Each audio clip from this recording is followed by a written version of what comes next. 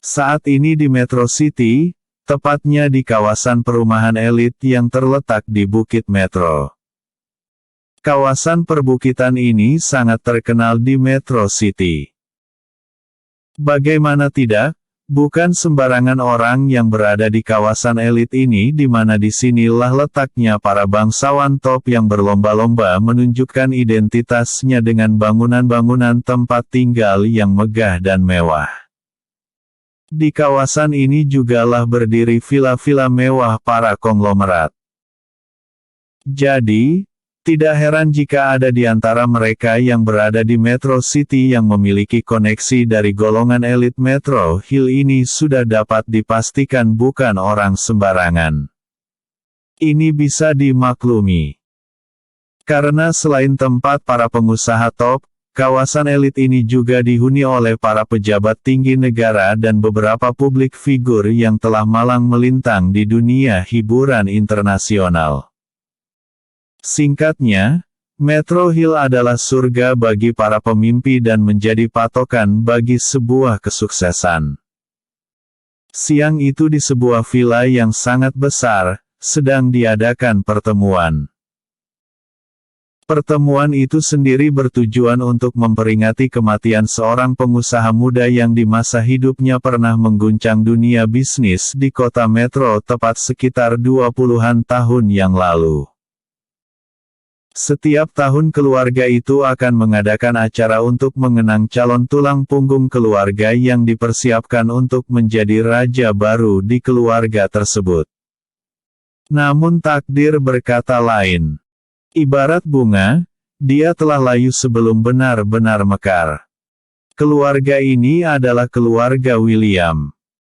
Keluarga ini dipimpin oleh seorang kepala keluarga yang cukup disegani baik kawan maupun lawan.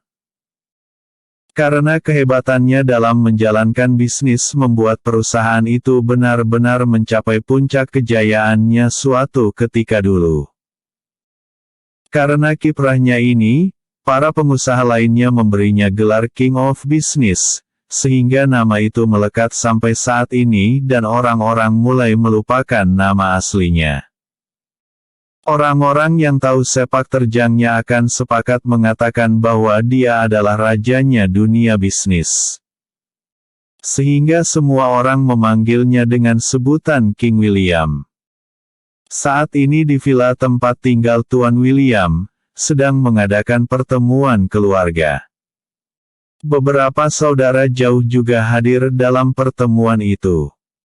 Kini tampak di pekarangan villa itu telah dipenuhi dengan kendaraan mewah dan beberapa Rolls-Royce berderet di tempat parkir. Beberapa pengawal saat ini sedang sibuk berjaga-jaga di sekitar villa dengan alat pendengar intercom terpasang di telinga masing-masing pengawal. Di aula utama villa saat ini, telah duduk beberapa kerabat Tuan William. Mereka dengan sabar menunggu apa yang akan disampaikan oleh orang tua itu. Saat itu suasana di dalam villa terlihat sangat tenang. Begitu tenang sampai suara detik arloji pun bisa terdengar dengan sangat jelas. Namun di balik suasana yang tenang itu mereka dapat menangkap suatu kesedihan yang terpancar dari raut wajah Tuan Besar William. Tidak seberapa lama kemudian terdengar tarikan nafas berat. Mereka yang ada di ruangan itu segera memandang ke arah dari mana suara itu datang. Terlihat Tuan William dengan wajah sendu mulai merangkai kata-kata. Hari ini. Tepat di hari ini 22 tahun yang lalu kita telah kehilangan bintang keluarga. Bintang yang menjadi harapan masa depan kesuksesan keluarga William. Hari ini tepat 22 tahun yang lalu keluarga William juga kehilangan salah satu generasi penerus tonggak keluarga yang kita tidak tahu bagaimana keadaannya saat ini. Apakah dia masih hidup atau telah mati? Kata Tuan William dengan ekspresi sendu di wajahnya. 22 tahun yang lalu telah terjadi musibah besar yang menimpa keluarga William. Bayangkan. Dalam satu hari saja mereka kehilangan 3 anggota keluarga sekaligus. 2 orang anggota keluarga jelas akan nasibnya. Namun, yang satu lagi sama sekali tidak diketahui di mana rimbanya. Dia adalah Wilson William, istrinya Elena Smith dan putra mereka yang hilang. Pada saat itu telah terjadi pergolakan persaingan di dunia bisnis. Para pengusaha sepertinya tidak segan-segan untuk menyingkirkan orang yang dianggap akan menjadi batu sandungan bagi kepentingan bisnis mereka. Saat itu seorang bintang muda bersinar sangat terang yang terlahir dari keluarga William. Dia adalah Wilson William yang agung. Pada saat itu kehebatan pengelolaan bisnis, terobosan-terobosan baru dan tata cara yang relevan dan transparan berhasil dia terapkan di kalangan pebisnis lokal saat itu. Singkat cerita, tidak ada yang tidak mengaguminya dalam hal pemikiran serta tindakannya. Namun di saat semua orang memuji revolusi bisnis yang dia terapkan, pasti ada pihak-pihak yang merasa telah dirampok dan dirugikan olehnya. Dan atas dasar inilah banyak di antara orang-orang yang merasa rugi ini berusaha sekuat tenaga untuk menyingkirkannya dan berusaha menghalang-halangi langkahnya untuk maju. Salah satu kekuatan top di Metro City kala itu adalah keluarga Patrick. Keluarga ini dengan terang-terangan menentang setiap kebijakan yang diambil oleh Wilson William. Namun mereka sedikit pun tidak menemukan celah untuk masuk dan menusuknya dari belakang. Namun seperti kata pepatah, bahwa sepandai-pandainya tupai melompat, suatu saat pasti akan jatuh. Celah ini dimanfaatkan oleh mereka yang tidak menyukainya sejak lama mulai melakukan serangan. Dimulai dari boikot besar-besaran terhadap perusahaan Wilson sampai sabotase untuk menghancurkan citranya. Namun sekuat apapun mereka melakukannya, Wilson yang bijak selalu dapat mengatasi kemelut itu dan tetap melangkah ke depan. Sehingga perbuatan yang tidak terpuji pun mulai direncanakan untuk mengakhiri dominasi Wilson. Saat itu Wilson didapati terbunuh oleh penembak jitu yang telah lama mengincarnya dari atas gedung di Metro City. Tepat ketika dia kehilangan istrinya di rumah sakit bersalin yang meninggal karena melahirkan anak lelaki mereka. Saat itu Wilson yang sangat frustasi merasa bahwa bencana itu hanya awal dari rentetan bencana yang akan segera dia hadapi. Jadi, jauh sebelumnya Wilson telah memberikan perintah kepada pembantu rumahnya yaitu sepasang suami istri Pak Yosef dan bini Lina agar bersiap-siap. Dia berpesan kepada kedua pasangan tua itu untuk segera membawa anak lelakinya menyingkir jika sesuatu terjadi kepadanya. Saat itu Pak Yosef tidak mengerti apa maksud tuannya. Namun dia tetap menganggukkan kepalanya sebagai tanda setuju. Di kesempatan yang sama, Wilson juga memerintahkan kepada pengawalnya yang paling dia percaya untuk bertindak sebagai pengawal bayangan bagi pasangan tua pembantu rumahnya. Pengawal kepercayaan Wilson yang bernama Draco ini mengerti apa maksud tuannya dan segera mematuhi. Namun yang tidak dia duga bahwa itulah saat terakhir dia bisa melihat wajah tuannya sebelum peristiwa itu terjadi. Saat itu Wilson dengan hati yang hancur setelah kehilangan istri yang dia cintai mendapat panggilan dari ayahnya yaitu William King.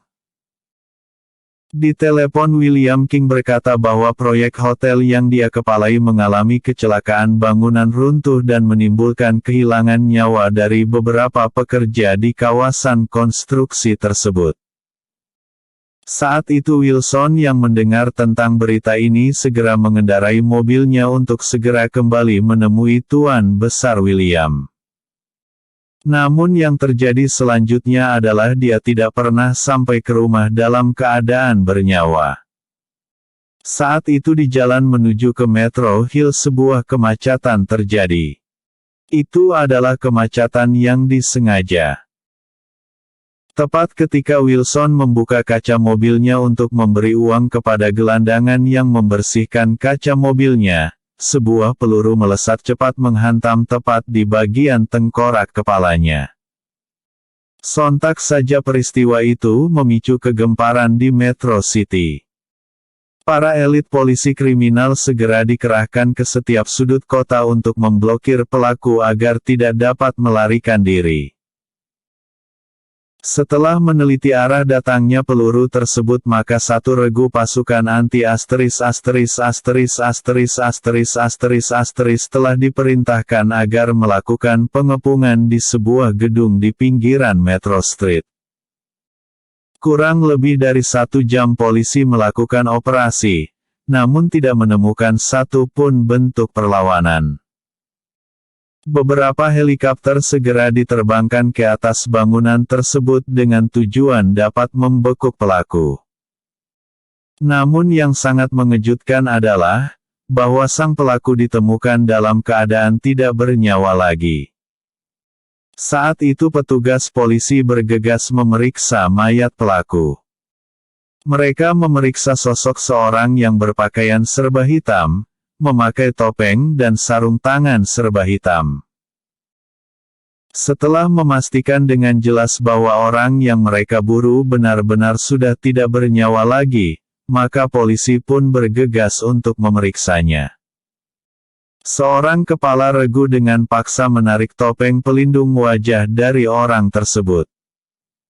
Namun yang membuat mereka terkejut adalah bahwa wajah orang tersebut sangat rusak berat.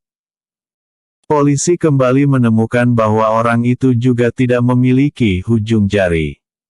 Dari apa yang mereka temukan jelas bahwa orang ini sengaja menyembunyikan identitasnya agar tidak dapat dilacak. Polisi juga menarik kesimpulan bahwa pembunuhan ini telah direncanakan dengan sangat teliti.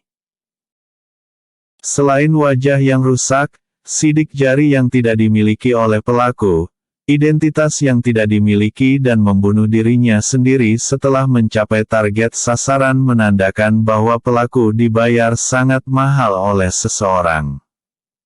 Tapi siapa? Polisi saat ini sedang dihadapkan dengan dilema yang besar. Tuan William tersadar dari lamunannya. Terlihat 2 baris air telah menetes jatuh dari matanya. Saat ini dia kembali melanjutkan ceritanya. Dulu sewaktu aku masih muda, aku mewarisi kekayaan ini dari ayahku yang meninggal akibat kecelakaan sewaktu melakukan bisnis Amerika. Dia dan paman keduaku sama-sama tewas dalam kecelakaan sehingga aku yang baru berumur 19 tahun ketika itu harus menjadi tulang punggung keluarga. Kata Tuan William memulai kisahnya. Sebagai satu-satunya anak dan keponakan laki-laki, maka aku mau tidak mau, siap tidak siap harus menerima beban besar yang ditimpakan di pundakku. Aku masih ingat ketika itu semua orang mengatakan bahwa keluarga William pasti akan hancur di tanganku. Di masa yang sama selain masih sangat muda untuk menerima beban tanggung jawab ini, aku juga harus menguatkan hati dalam menerima musibah ini. Kehilangan ayah dan paman adalah pukulan yang sangat besar bagiku. Namun saat itu aku bertekad untuk terus berjuang membawa keluarga William berada di puncak kejayaan. Kata Tuan William.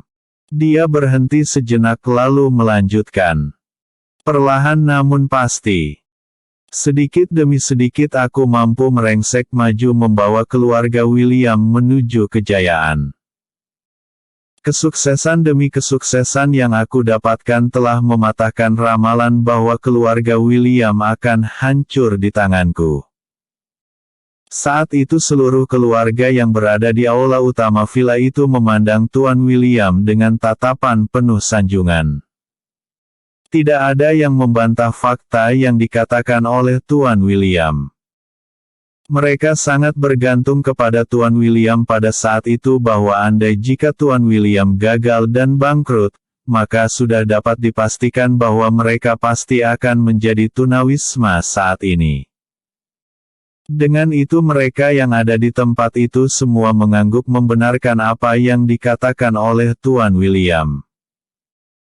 Setelah beberapa lama terdiam Tuan William kembali melanjutkan kata-katanya. Kesuksesan demi kesuksesan berhasil aku dapatkan berkat usaha dan juga doa dari kalian semua. Kata Tuan William membesarkan hati mereka yang ada di tempat itu. Namun kesuksesan terbesar dalam hidupku adalah ketika aku menemukan seorang gadis yang sangat baik. Lalu kami menikah dan dari pernikahan itu kami dikaruniai seorang anak lelaki yang kelak akan menjadi tonggak utama bagi penerus berlangsungnya keluarga besar William.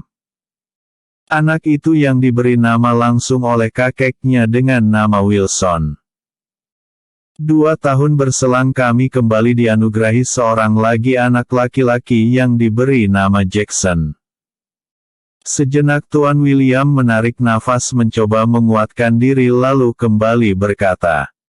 Saat itu kebahagiaan demi kebahagiaan seolah datang silih berganti ke keluarga kita. Kemudian kebahagiaan itu berlanjut ketika Jackson menikah dan melahirkan seorang putra. Lalu beberapa tahun kemudian Wilson juga menemukan belahan jiwanya. Dia menikah dengan gadis pilihan hatinya yang berasal dari keluarga Smith. Itu adalah kebahagiaan terbesar dan kesuksesan terbesar dalam hidupku. Selain Elena istri Wilson sangat cantik, dia juga adalah seorang wanita karir yang sangat terampil dalam urusan tata usaha. Namun yang lebih membuat aku bahagia adalah bahwa ayahnya yaitu Tuan Smith adalah sahabatku dari kecil sampai bersama-sama bahu-membahu dalam perjuangan. Itu adalah kebahagiaan yang sangat besar bagiku. Namun setelah saat itu, kebahagiaan itu mulai hilang satu persatu dari keluarga ini. Diawali dengan kematian Elena saat melahirkan anaknya, lalu disusul oleh terbunuhnya Wilson oleh seorang pembunuh misterius. Kemudian anak Wilson yang baru berumur 1 hari juga menghilang dari rumah sakit. Itu adalah pukulan besar bagiku yang datang secara beruntun. Saat ini Tuan William telah menangis sejadi-jadinya. Semua orang yang ada di ruangan itu juga ikut merasakan kesedihan yang sama dengan yang dirasakan oleh Tuan William. Bagaimana tidak, mereka tahu akan kehebatan Wilson William saat itu. Andai dia masih hidup, sudah pasti bisnis keluarga William saat ini telah tembus sampai ke Kanada bahkan seluruh Amerika Latin. Oleh karena itu, mereka juga sangat merasakan kehilangan yang besar atas kematian Wilson. Saat itu Tuan William yang menangis segera meratap. Aku bertanya-tanya di dalam hatiku dosa apa yang telah aku lakukan sampai aku harus kehilangan begitu banyak. Saat ini keluarga kita terus mengalami kemunduran. Kalian semua tahu bahwa aku sudah tua dan sudah waktunya untuk beristirahat. Namun aku masih tidak bisa melakukannya karena anakku Jackson tidak memiliki kemampuan untuk menjadi kepala keluarga William yang besar ini. Kata Tuan William mengutarakan meraguannya. Mendengar keluhan ayahnya, Jackson segera menggenggam tangan ayahnya dan berkata, "Ayah, maafkan aku yang tidak bisa memenuhi harapanmu. Aku terlalu mengecewakan. Awalnya aku masih memiliki harapan pada diri Kenny. Tapi seperti yang kau ketahui bahwa sekarang Kenny telah cacat. Dan aku masih belum bisa menemukan siapa pelakunya. Namun ayah harus percaya bahwa aku akan berusaha untuk mencari di mana keberadaan keponakanku yaitu anak kakak Wilson. kata Jackson berusaha menenangkan ayahnya. Mendengar kata-kata yang diucapkan oleh Jackson membuat mata Tuan William sedikit memancarkan harapan. Dia menggenggam erat tangan Jackson, menggoyang-goyang tangan itu lalu berkata, "Iya. Kau harus berusaha menemukan cucuku itu. Walau bagaimanapun, dia adalah pewaris yang hilang dari keluarga kita. Aku sudah tidak mungkin lagi punya anak. Kau juga sama. Sedangkan Kenny telah mengalami kelumpuhan. Dapat dibayangkan bahwa keluarga William akan musnah dalam 50 tahun ke depan. Harapan kita saat ini hanya ada pada cucuku anak kakakmu Wilson. Kau harus menemukan anak itu dengan cara apapun," kata Tuan William. Mendengar kata-kata yang penuh harap dari ayahnya membuat Jackson menganggukkan kepalanya berulang-ulang kali. Lalu dia berjanji dengan bersungguh-sungguh. "Baiklah ayah. Aku akan berusaha lebih keras lagi untuk menemukan keponakanku itu," kata Jackson berjanji. Tepat saat itu kepala pengawal yang bertugas di luar melangkah masuk. Dengan hormat dia berkata, "Maaf Tuan. Saya memberitahu Anda bahwa Tuan Smith telah berada di depan villa dan menunggu Tuan untuk mempersilahkannya masuk." Kata kepala pengawal itu memberi laporan. Mendengar kepala pengawal mengatakan bahwa sahabatnya Leon Smith telah berada di halaman villa mereka, hal ini membuat Tuan William merasa bersemangat. Lalu dia buru-buru berkata, "Ayo. Bawa aku menemui mereka. Aku akan menyambutnya secara pribadi," kata Tuan William dengan bersemangat. Bersambung. Pewaris yang hilang. Pewaris yang hilang bab 07. Saat itu di halaman villa keluarga William telah berdiri seseorang yang baik fisik, usia serta perawakan tubuh sangat mirip dengan Tuan William. Dia adalah Leon Smith, ayah dari Elena yang menikah dengan Wilson. Kalau menurut silsilah adalah, bahwa Tuan Leon Smith ini berbesan dengan Tuan William. Jadi, tidak mengherankan jika saat ini dia berada di sini di villa keluarga William ini. Ini tidak lain dan tidak bukan karena Wilson adalah menantunya yang telah menikah dengan putri semata wayangnya. Saat ini Tuan Smith sedang melangkah mendekati pintu villa. Namun baru beberapa langkah dia berjalan, tiba-tiba dari dalam Tuan William sudah berjalan cepat menyongsong kedatangannya. Sesampainya di hadapan Tuan Smith, Tuan William mulai menjabat tangan besannya itu kemudian memeluknya dengan hangat. "Bagaimana kabarmu akhir-akhir ini sahabatku? Apakah kamu baik-baik saja?" tanya Tuan William dengan senyum mengembang di bibirnya yang telah keriput.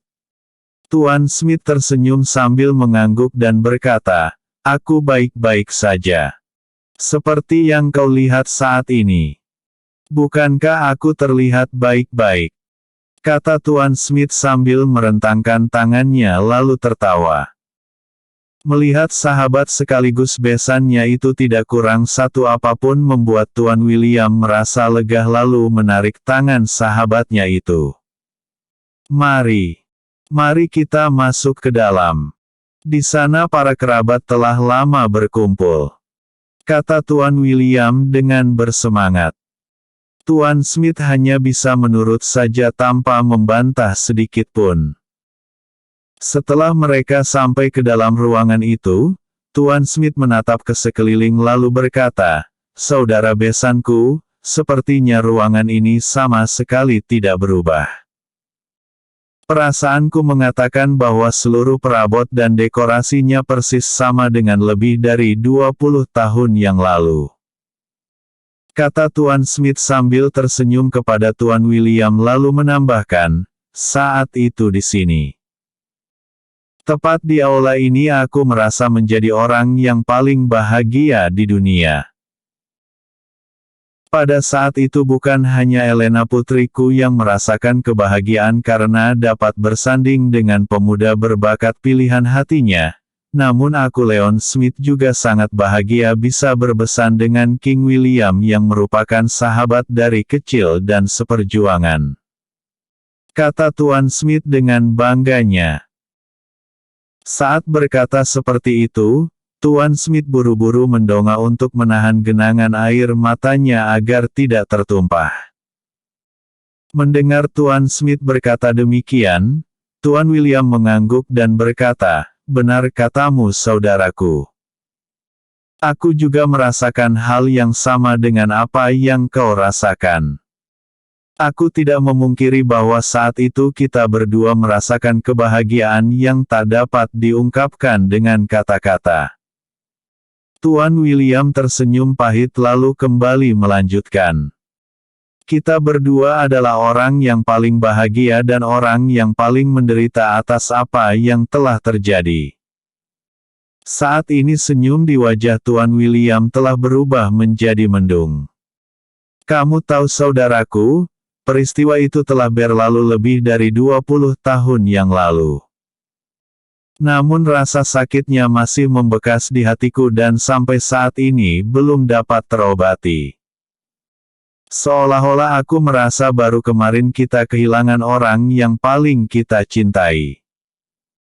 Namun aku sedikit terobati karena walaupun anak-anak kita telah tiada tetapi persahabatan kita masih tetap terjaga hingga sampai saat ini.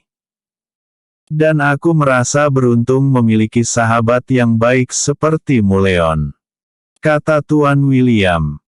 Tuan Smith menarik nafas dalam-dalam. Matanya saat ini telah memerah. Ditepuknya pundak Tuan William sambil berkata, "Kau yang lebih menderita dibandingkan dengan aku. Kau telah kehilangan secara beruntun," kata Tuan Smith. "Awalnya kau kehilangan istri. Kemudian kehilangan putra.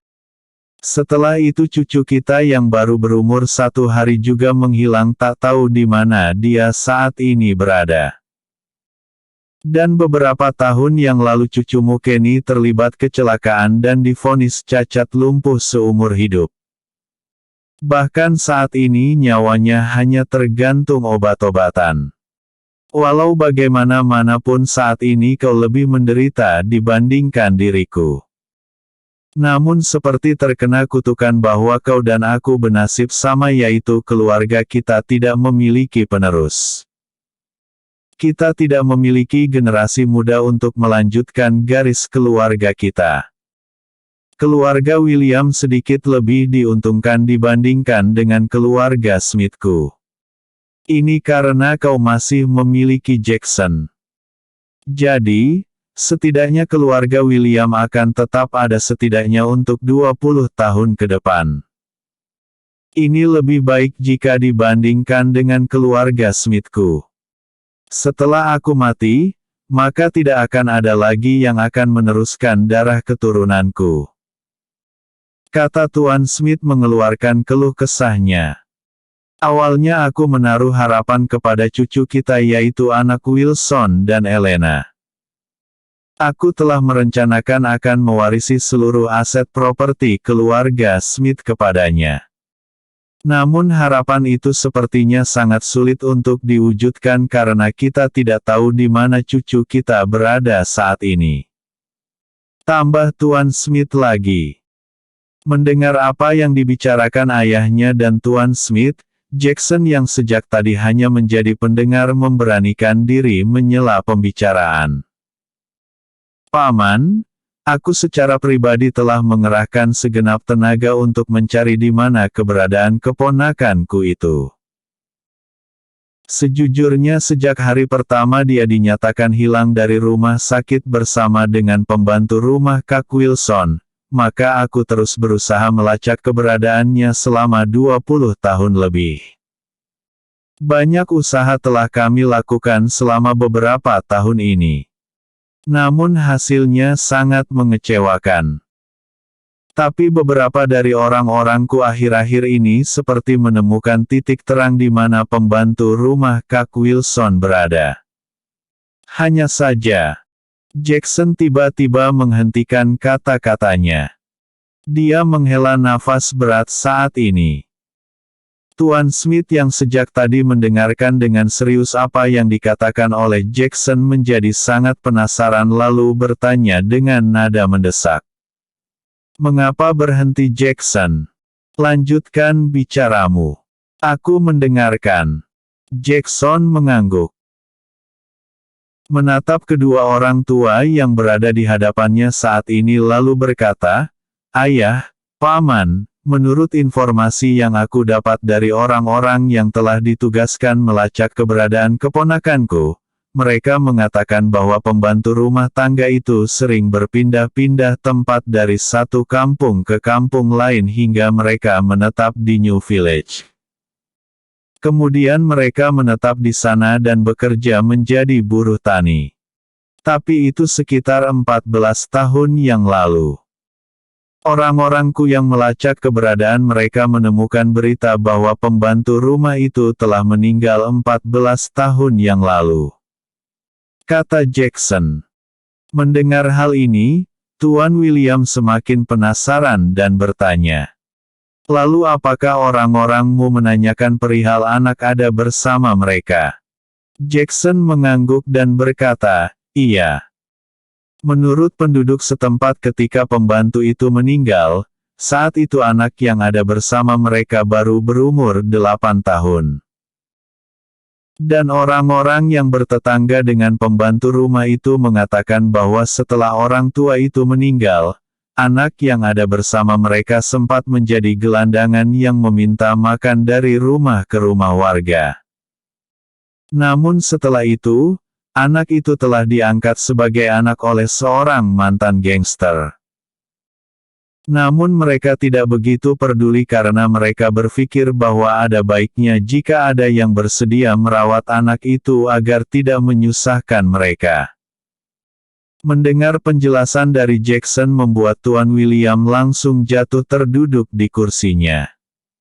Dia meratap dengan penuh iba.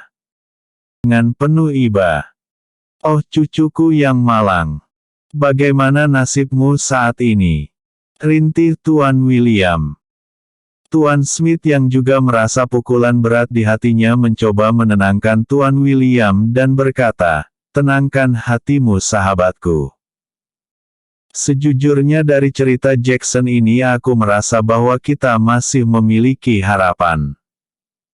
Bahkan harapan ini lebih besar daripada harapan sebelumnya. Kata Tuan Smith berkata sambil memandang ke arah Jackson. Jackson, aku tahu kau telah bekerja sangat keras untuk menemukan pewaris keluarga kita. Tapi, yang membuatku ragu adalah bagaimana caramu untuk menemukan anak itu. Seperti yang kamu ketahui bahwa anak itu telah menghilang sejak dia baru berumur 1 hari. Kita tidak tahu seperti apa wajahnya saat ini, dan yang paling kita tidak ketahui adalah apakah dia masih hidup atau sudah mati. Mendengar ini Jackson kembali berkata, menurut informasi yang diberikan oleh anak buahku bahwa anak itu masih hidup. Ini karena menurut orang-orang yang mengenal anak itu mengatakan, bahwa anak itu sering datang ke tempat pemakaman umum di kampung itu untuk mengunjungi makam pengasuhnya. Tapi menurut mereka akhir-akhir ini anak itu jarang datang. Namun dari informasi ini jelas bahwa keponakanku itu masih hidup. Kata Jackson mengutarakan keyakinannya. Saat ini Tuan William dan Tuan Smith saling pandang. Ada secercah harapan terpancar dari sinar matanya. Namun setelah lama berpikir, terlihat garis keraguan di wajahnya. Dia menggelengkan kepalanya dan berkata, bagaimana mungkin kita bisa mengenali anak itu? Aku tidak yakin jika berita pencarian kita ini tersebar, pasti akan banyak anak yang seusia dengannya akan mengambil kesempatan dengan mengaku aku sebagai cucu kita. Kata Tuan Smith. Mendengar keluhan Tuan Smith, Jackson berkata dengan nada serius. Ayah, apakah ayah ingat ketika anak itu lahir? Saat itu aku secara pribadi telah memberi Lan sebuah kalung liontin giok berbentuk bintang. Kata Jackson sambil menatap ke arah ayahnya. Mendengar ini Tuan William mengerutkan keningnya mencoba mengingat kembali kejadian 22 tahun silam. Setelah agak lama dia merenung kemudian dia mengangguk. Iya. Aku ingat saat itu kau memberikan pasangan liontin giok itu kepada keponakanmu. Aku ingat sekarang. Bukankah pasangan kalung liontin itu ada pada anakmu Kenny? Tanya Tuan William. Jackson mengangguk sembari menghampiri anaknya yang duduk di kursi roda lalu berkata. Kenny, bisakah kamu memberikan kalung liontin giokmu kepada ayah? Pinta Jackson. Kenny yang mendengar permintaan ayahnya segera melepaskan seuntai kalung berliontin giok berbentuk bintang dari lehernya. Dia mengamati sejenak kalung itu lalu menyerahkannya kepada ayahnya.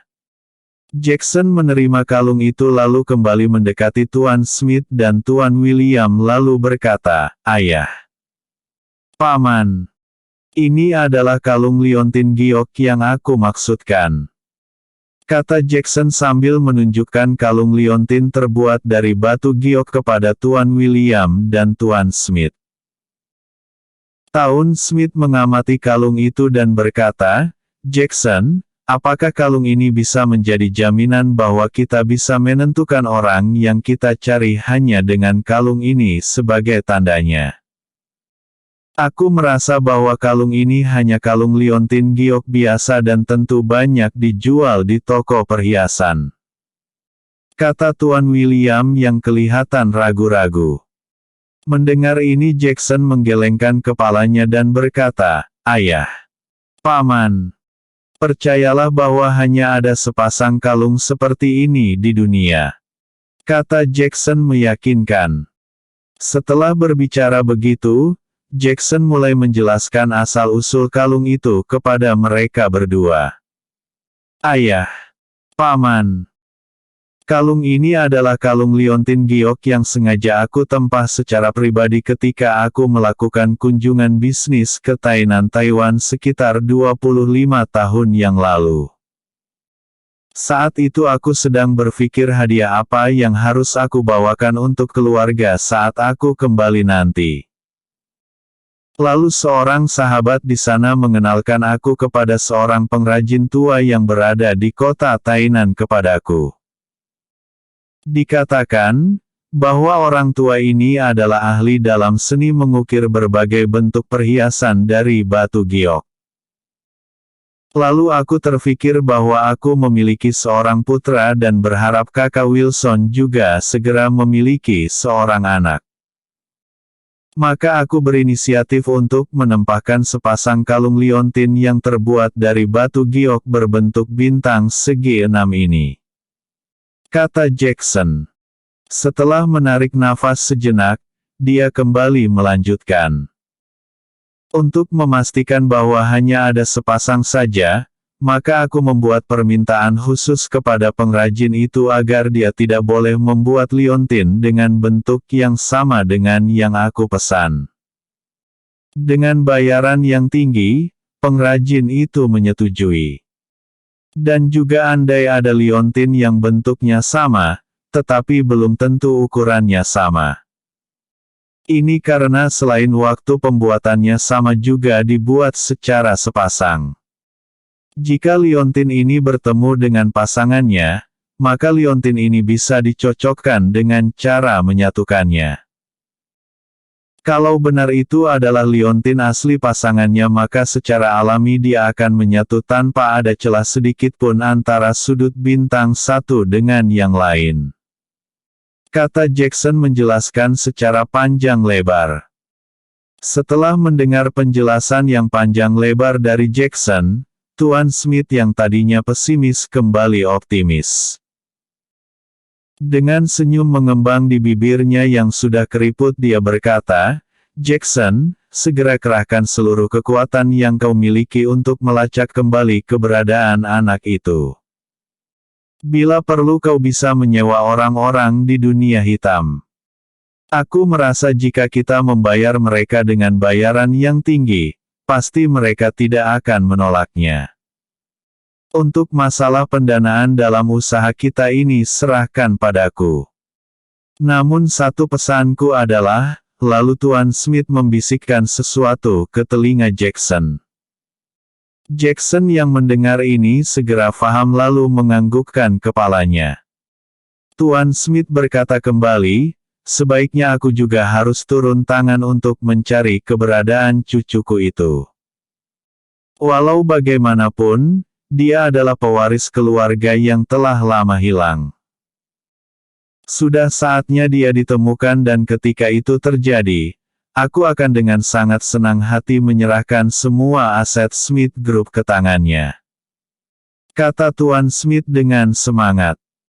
Mendengar kata-kata semangat dari Tuan Smith membuat Tuan William juga tidak mau ketinggalan. Dia segera berkata dengan semangat, "Pewaris yang hilang itu harus ditemukan secepat mungkin."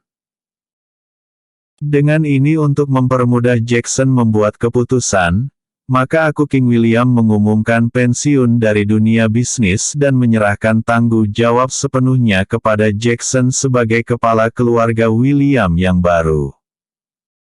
Sudah saatnya orang tua sepertiku mengambil kesempatan untuk beristirahat menikmati masa tuaku dan hanya duduk di belakang layar. Semua harapan untuk hidup dan matinya keluarga ini tergantung dari keberhasilanmu anakku. Kau tentu tahu apa maksud dari ucapanku. Umurku sudah tidak lama lagi di dunia ini. Kau juga semakin tua dan tidak memiliki harapan lagi untuk menambah keturunan. Sedangkan Kenny anakmu telah cacat seumur hidup dan nyawanya hanya bergantung dari obat dokter. Jika Jerry keponakanmu gagal ditemukan, maka nasib garis keturunan keluarga kita akan musnah dalam 50 tahun ke depan. Maka dari itu, hanya ada satu pilihan yaitu berhasil. Dan mulai besok aku akan mengadakan rapat dewan direksi untuk mengumumkan pengangkatan presiden dan pemegang saham mayoritas di perusahaan kita," kata Tuan William. Mendengar kata-kata ayahnya, Jackson langsung merinding. Hal yang sangat ditakutinya adalah hancurnya keluarga William di tangannya. Memang benar bahwa saat ini keluarga William masih bisa bertahan. Namun setelah kelak dia mati, maka keluarga William akan ikut terkubur bersama dirinya andai Jerry William tidak berhasil dia temukan. Mengingat pekerjaan besar yang menantinya di depan mata, maka Jackson hanya bisa merasakan sebongkah batu besar telah ditimpakan di pundaknya. Bersambung. Pewaris yang hilang. Pewaris yang hilang bab 08. Mendengar keputusan yang telah diambil oleh Tuan William bahwa dia akan segera menyerahkan tampuk pimpinan kepada Jackson, membuat semua yang hadir di aula villa Tuan William mulai berkasak-kusuk. Sebenarnya memang tidak ada bantahan tentang keputusan itu. Ini karena hanya Jackson lah yang berhak mewarisi seluruh kekayaan keluarga William. Dia adalah pewaris tunggal setelah kakaknya yaitu Wilson meninggal dunia. Jadi, secara otomatis dia adalah pewaris satu-satunya yang dimiliki oleh keluarga itu. Tuan Smith yang masih berada di tempat duduknya kemudian bangkit dan berkata, "Jackson, aku juga secara pribadi akan ikut mencari keponakanmu. Walau bagaimanapun bukan hanya keluarga William yang saat ini memiliki harapan besar. Namun aku kepala keluarga Smith juga memiliki harapan kepada cucuku itu. Seperti yang kamu ketahui bahwa aku hanya memiliki satu putri dan tidak memiliki putra. Setelah putriku meninggal dunia saat melahirkan cucuku, maka aku tidak memiliki keturunan lagi untuk mewarisi keluarga Smithku. Oleh karena itu aku tidak boleh hanya berpangku tangan dan hanya menunggu hasil. Jadi, aku memutuskan untuk segera mengerahkan sumber daya yang aku miliki. Walau bagaimanapun kau pasti akan sangat sibuk beberapa waktu ke depan dengan beralihnya ke pengurusan kepala keluarga. Maka izinkan aku untuk meringankan sedikit bebanmu, kata Tuan Smith. Mendengar kesediaan Tuan Smith, maka Jackson pun mengangguk tanda setuju. Walau bagaimanapun dia tahu apa yang dikatakan oleh Tuan Smith sangat masuk akal bahwa beberapa hari ke depan dia pastinya sangat sibuk. Oleh karena itu dengan rasa berterima kasih dia mengangguk dengan penuh harapan. Lalu Tuan Smith kembali berkata, Jackson, untuk mempermudahkanku dalam melacak informasi dan demi dapat memastikan bahwa aku akan dapat mengenali cucuku itu, bersediakah kau meminjamkan aku kalung liontin itu? Tanya Tuan Smith penuh harap. Sebelum mengabulkan keinginan Tuan Smith, Jackson segera mengalihkan pandangannya ke arah ayahnya untuk meminta pendapat. Namun Tuan William hanya menganggukkan kepalanya sebagai tanda setuju. Oleh karena itu Jackson segera memberikan kalung liontin giok itu ke tangan Tuan Smith dan berkata, ini paman. Aku berharap salah satu di antara kita dapat dengan segera menemukan orang yang kita cari. Kata Jackson kepada Tuan Smith. Tuan Smith mengangguk dengan sangat optimis di hatinya. Dalam hati dia berkata, akan sangat mudah bagi mangsa menyembunyikan dirinya dari seekor raja hutan.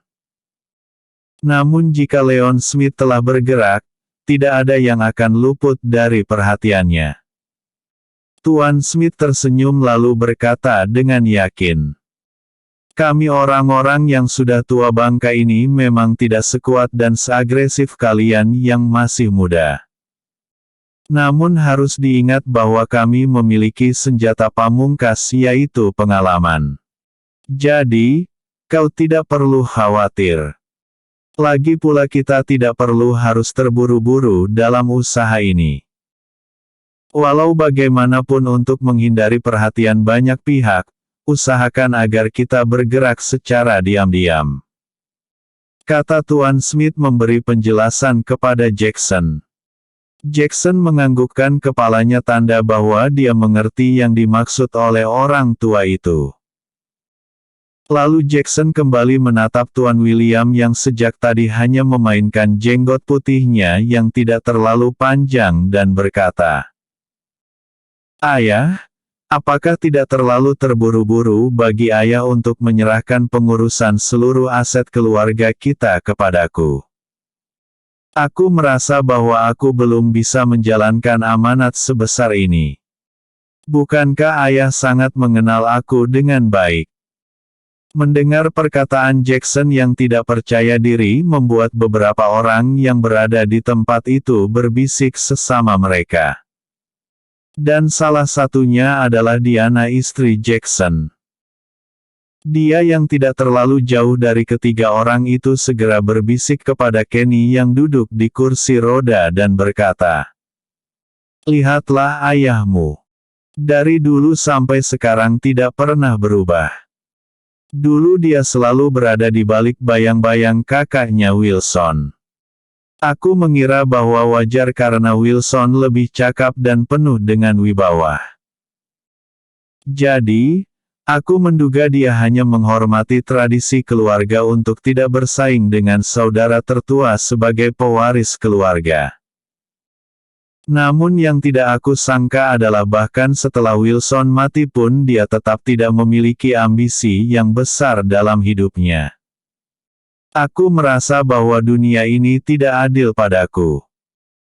Karena alasanku menikah dengan ayahmu adalah untuk memperjuangkan haknya agar kedepannya dia bisa menjadi pewaris keluarga ini. Kata Diana. Aku heran mengapa orang yang bodoh seperti ayahmu ini memiliki umur yang panjang. Sejujurnya aku sebagai seorang perempuan sangat iri melihat Elena bisa memiliki kesempatan menjadi istri seorang bintang keluarga ini. Aku sangat kecewa. Ternyata ayahmu sama sekali tidak bisa untuk diandalkan.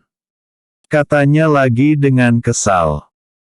Kenny yang saat itu mendengar ibunya sedang menggerutu memberanikan diri berkata, "Bu, jangan berkata begitu kepada ayah. Walau bagaimanapun aku tahu bahwa ayah adalah orang yang bertanggung jawab. Karena rasa tanggung jawab yang besarlah membuat dia menolak keinginan kakek. Karena dia tidak ingin kelemahannya berakibat kejatuhan bagi keluarga William kita." Kata Kenny membela ayahnya. Mendengar bahwa anaknya berbicara seperti itu membuat kemarahan Diana naik sampai ke ubun-ubun. Dia dengan wajah merah berkata, "Kau dan ayahmu sama saja. Kalian adalah dua orang yang tidak berguna yang selama ini berada di sisiku. Oh Tuhan! Betapa tidak adilnya kehidupan ini. Aku telah menghabiskan seluruh hidupku untuk mendampingi suami sampah dan telah menghabiskan banyak tenaga untuk membesarkan dan merawat anak lelaki yang juga sampah. Betapa aku merasa ini adalah sebuah kutukan bagiku." Diana merasa saat ini bahwa dia benar-benar merasa sendirian di tengah-tengah keramaian. Dia tahu betul jika saat ini Jackson tidak berhasil menjadi kepala keluarga William, maka kesempatan itu tidak akan datang untuk kedua kalinya. Apalagi sepanjang pertemuan ini mereka lebih banyak membahas tentang rencana mereka untuk menemukan anak Wilson yang telah lama hilang. Ini jelas sebuah ancaman. Selama 25 tahun dia telah berusaha keras agar kepala keluarga William jatuh ke tangan suaminya. Jadi, inilah saat baginya untuk menuai hasil. Andai mereka berhasil menemukan di mana keberadaan anak Wilson, maka segala usaha yang dia lakukan selama ini akan sangat sia-sia. Tidak, itu tidak boleh terjadi. Aku akan melakukan apapun untuk mewujudkan impianku sebagai nyonya besar di keluarga William. Dan aku harus mencari cara agar anak Wilson tidak bisa mereka temukan dengan mudah. Kata Diana dalam hati. Saat ini ketika Tuan William mendengar kata-kata yang diucapkan oleh anaknya, membuat Tuan William menggelengkan kepalanya. Ketahuilah bahwa di saat aku menjadi kepala keluarga William kita, saat itu aku baru berumur tidak lebih dari 19 tahun. Seusia itu tentu tidak terlalu baik jika dibandingkan dengan usiamu saat ini. Kata Tuan William. Kau tahu, bahwa ketika itu ada banyak orang-orang yang merasa bahwa keluarga ini akan hancur. Namun aku berhasil mematahkan tanggapan-tanggapan liar seperti itu dengan membawa keluarga ini jauh ke puncak kejayaan dan bertahan cukup lama. Walaupun saat ini keluarga kita mengalami penurunan, namun itu tidak terlalu terasa dan kita masih cukup kuat untuk mendominasi dunia bisnis. Hanya saja menang aku akui dengan usiaku yang sudah tua ini, aku sudah tidak seperti dulu lagi. Sejujurnya aku katakan bahwa keluarga kita tidak kekurangan aset. Juga tidak kekurangan uang. Yang dialami oleh keluarga kita saat ini adalah kita tidak memiliki talenta muda yang memiliki ide-ide dan terobosan baru. Dulu kita masih memiliki Wilson yang sangat pandai mencari celah di pasar bisnis. Tapi itu dulu. Sekarang yang terpenting adalah kau harus bisa membuktikan diri kepadaku dan keluarga ini. Oleh karena itu, mau tidak mau kau harus siap menerima beban berat ini di pundakmu. Kata Tuan William penuh harap. Kata-kata yang diucapkan oleh Tuan William sedikit banyaknya telah membakar api semangat di dalam diri Jackson.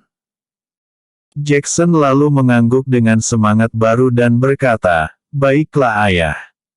Aku Jackson William akan membayar kepercayaan yang telah ayah berikan kepadaku.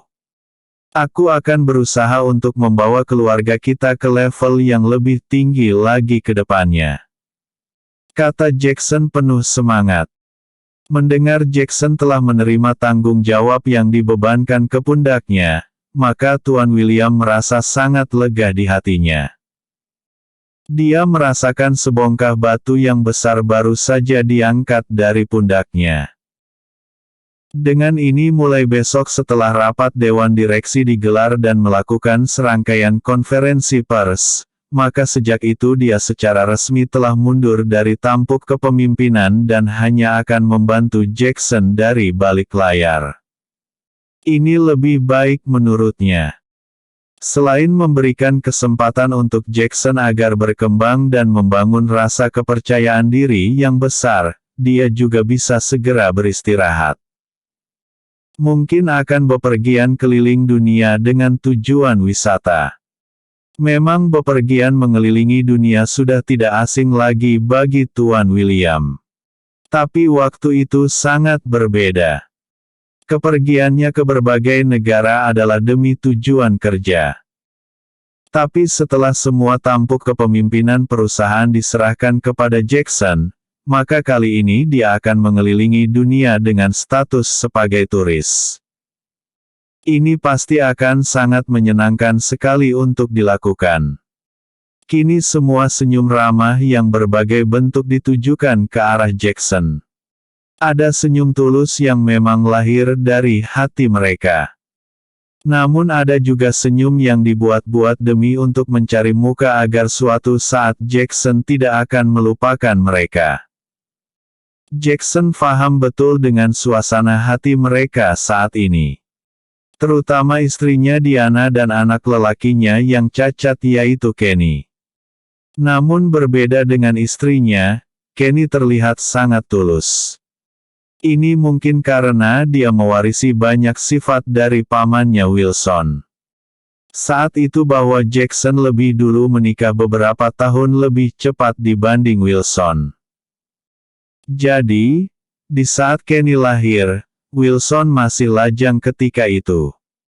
Dan Wilson sangat mencintai Kenny. Tidak ada waktu luang yang akan dilewati Wilson tanpa Kenny. Dan Wilson baru menikah setelah Kenny berusia sekitar 6 tahun. Jadi, secara tidak langsung bahwa Wilson adalah guru pertama dalam hidup Kenny. Kepribadian Kenny ketika masih berusia kanak-kanak adalah copy-paste dari sifat Wilson.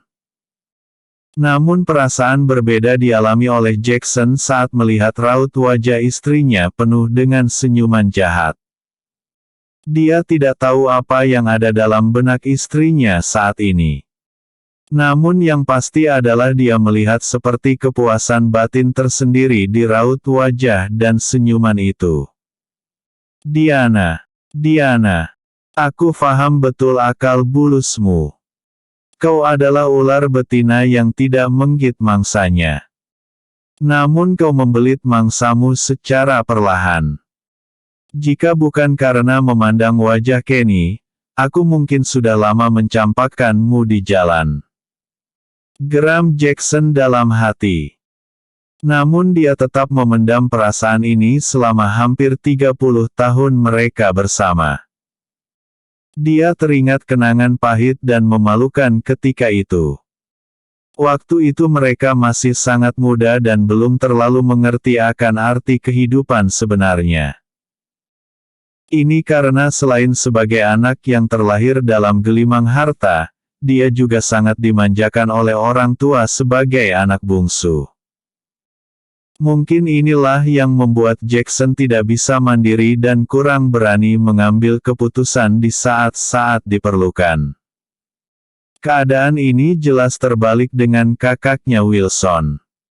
Sebagai anak sulung, Wilson sangat mandiri. Bahkan dia berani mengambil keputusan untuk melanjutkan studinya di perguruan tinggi. Ketika itu dia memilih berpisah dari orang tuanya dan melanjutkan studi di Harvard University. Berbanding terbalik dengan Jackson. Dia tidak ingin berpisah dengan orang tuanya dan memilih untuk melanjutkan studi di perguruan tinggi lokal yang berada di Metro City. Disinilah dia bertemu dengan Diana dan terjebak oleh akal licik Diana. Saat itu di acara perpisahan yang diadakan di Mega Hotel, Diana yang memiliki ambisi besar untuk meningkatkan kualitas identitas keluarga di kalangan elit Metro City menjebak Jackson dan mengatakan bahwa ketika Jackson mabuk, dia telah ditiduri oleh Jackson dan menyebarkannya di seluruh kalangan mahasiswa. Kontan saja berita itu meledak bukan hanya di kalangan teman-teman kampus, namun merembet sampai ke kalangan elit di komunitas Metro Hill. Ini karena mereka tahu siapa Jackson dan apa latar belakang keluarga William. Persis seperti yang telah diperkirakan oleh Diana bahwa keluarga William sangat mementingkan kehormatan keluarga. Jadi, mau tidak mau Jackson harus menikahi Diana sebagai bentuk dari pertanggungjawabannya atas kejadian itu. Ini juga bertujuan untuk meredam gunjingan orang-orang yang ditujukan ke keluarga William. Diana mencapai kesuksesan besar dan dianggap sebagai dewi keberuntungan di keluarganya. Ini membuat Diana bisa berdiri dengan kepala tegak ketika dia sesekali berkunjung ke rumah orang tuanya. Lamunan Jackson seketika sirna ketika dia merasakan sesuatu menyentuh pundaknya. Ternyata itu adalah Diana. Diana yang merasakan berbagai rasa di hatinya tidak dapat menahan ungkapan kegembiraannya. Lalu dia berkata, "Suamiku, akhirnya apa yang telah kau cita-citakan selama ini tercapai juga. Aku sangat bangga padamu dan aku yakin bahwa kau akan mampu menjadi kepala keluarga yang bisa diandalkan oleh keluarga William. Dan aku akan memastikan bahwa aku akan selalu mendukungmu sebagai nyonya besar di keluarga ini." Saat dia mengatakan nyonya besar, Diana dengan sengaja mengeraskan volume suaranya. Dia berpikir dengan cara itu orang-orang yang berada di ruangan itu harus mendengar dan mulai hari ini harus membiasakan diri memanggilnya dengan sebutan Nyonya William. "Ya, Nyonya besar William," gumamnya dalam hati. Saat ini Jackson benar-benar batuk darah dalam hatinya. Wanita ini. Mengapa dia sangat tidak tahu malu? Mengatakan bahwa menjadi kepala keluarga William adalah cita-citaku. Ini sama sekali bukan cita-citaku tapi adalah cita-citamu.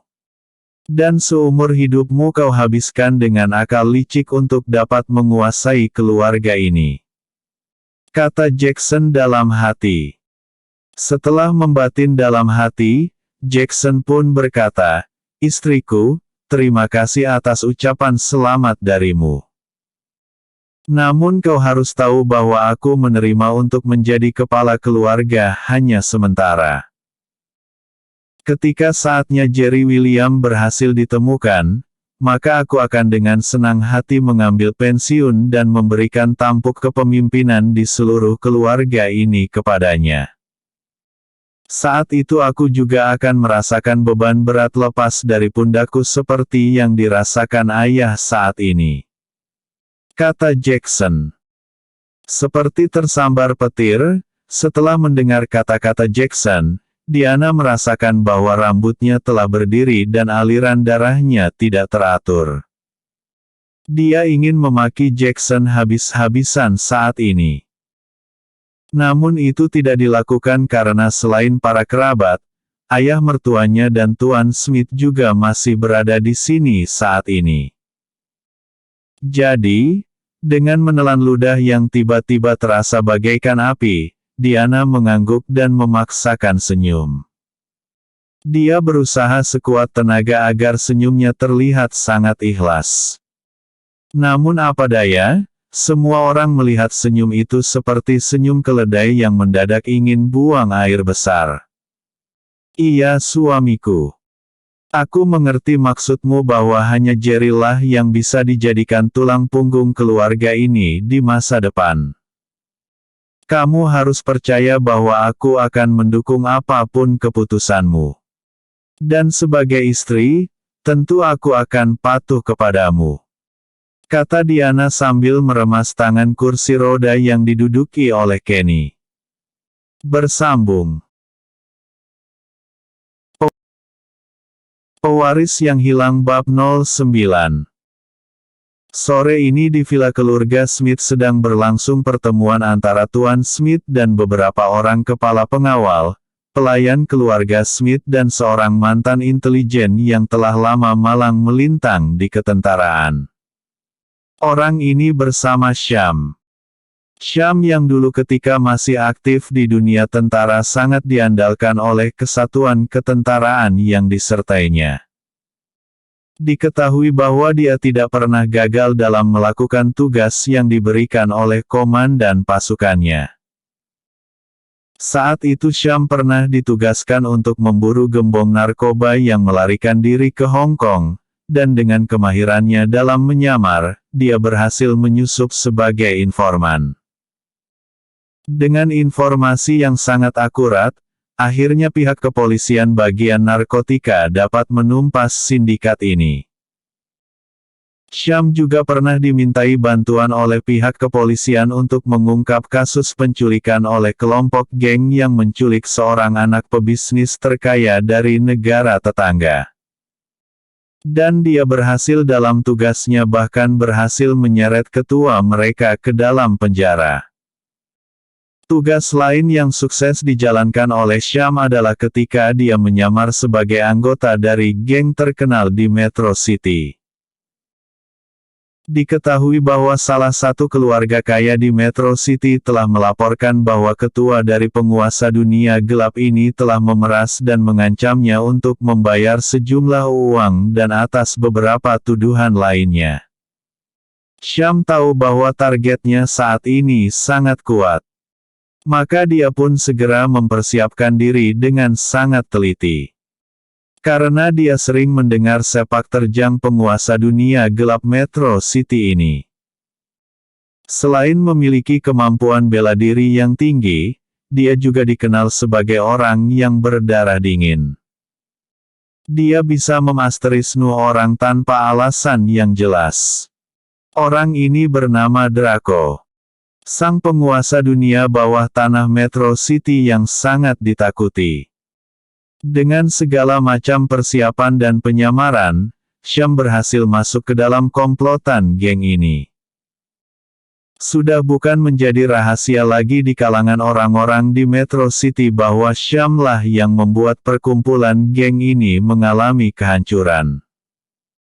Namun ini adalah pandangan orang-orang yang tidak tahu duduk masalahnya. Walau bagaimanapun Syam dan Draco lah yang tahu apa yang terjadi. Namun, buntut dari masalah itu menyebabkan Draco seolah seperti ditelan bumi.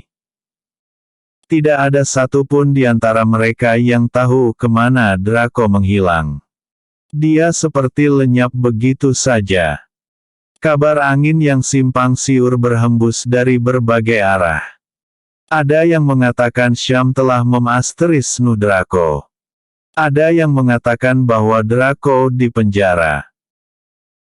Namun yang paling banyak adalah, mereka mengatakan bahwa Draco telah menyinggung keluarga kaya di Metro City dan keluarga kaya ini telah membayar sejumlah besar uang kepada seluruh master seni bela diri untuk menghapuskan Draco dan komplotannya dari Metro City. Namun yang jelas adalah, karena keterlibatan Syamlah maka segala informasi penting dan kelemahan geng Draco berhasil diketahui. Singkat cerita, Syam adalah mimpi buruk bagi mereka yang berkecimpung di dunia hitam. Namun seiring berjalannya waktu, Syam kini tidak lagi bekerja sebagai intelijen angkatan tentara.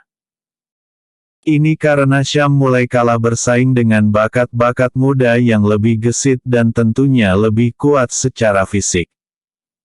Pada saat itu Syam mulai dilupakan. Namun tidak untuk angkatan tua seperti Tuan Smith.